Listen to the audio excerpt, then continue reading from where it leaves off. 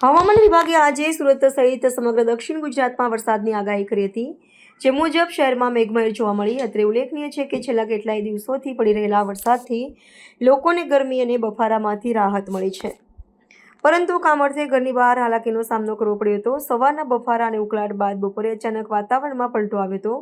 ભારે વરસાદને પગલે શહેરના પીપલોદ, અઠવા, ગડુમસ રોડ, વરાછા અને સેટેલાઇટ જેવા વિસ્તારોમાં વરસાદ નોંધાયો હતો. ભારે વરસાદના કારણે રસ્તાઓ પર પાણી ફરી વળ્યા હતા અને વિઝિબિલિટીમાં પણ ઘટાડો થયો હતો, જેના કારણે વાહન ચાલકોને અવરજવરમાં ભારે મુશ્કેલીનો સામનો કરવો પડ્યો હતો. અનેક વાહન ચાલકોને વરસાદ બંધ થાય ત્યાં સુધી રસ્તાની બાજુમાં થોભી જવાની ફરજ પડી હતી. ઉધના 3 રસ્તા જેવા મુખ્ય સર્વિસ રસ્તાઓ પર વરસાદી પાણી ભરાઈ જતા વાહન વ્યવહાર ખોરવાયો હતો. પાણી ભરવાના કારણે અનેક વાહનો બંધ પડી ગયા હતા, જેથી વાહન ચાલકો અને રાહદારીઓને ભારે હાલાકીનો સામનો કરવો પડ્યો હતો. હવામાન આગાહીકાર અંબાલાલ પટેલની નવી આગાહી મુજબ ગુજરાતમાં આગામી સમયમાં હવામાનમાં મોટો પલટો આવવાની શક્યતા છે. ખાસ કરીને નવરાત્રી દરમિયાન આગામી 72 કલાકમાં અમદાવાદ અને ગાંધીનગર સહિત રાજ્યના ઘણા ભાગોમાં વાતાવરણ બદલાશે અને 22 સપ્ટેમ્બર સુધી વરસાદી માહોલ રહેશે.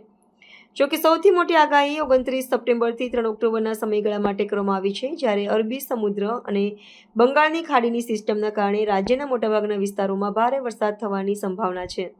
તેમણે ચેતવણી આપતા જણાવ્યું હતું કે દક્ષિણ સૌરાષ્ટ્ર, સુરત અને દરિયાકાંઠાના વિસ્તારોમાં આ વરસાદ આફતરૂપ સાબિત થઈ શકે છે, જ્યારે ઉત્તર, મધ્ય અને પૂર્વ ગુજરાતમાં પણ ભારે વરસાદની શક્યતા છે.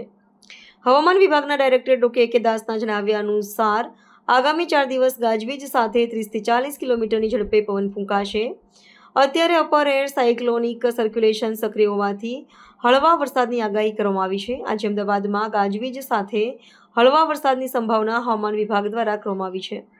અત્યાર સુધીમાં સામાન્ય કરતાં 24% વધુ વરસાદ નોંધાયો છે.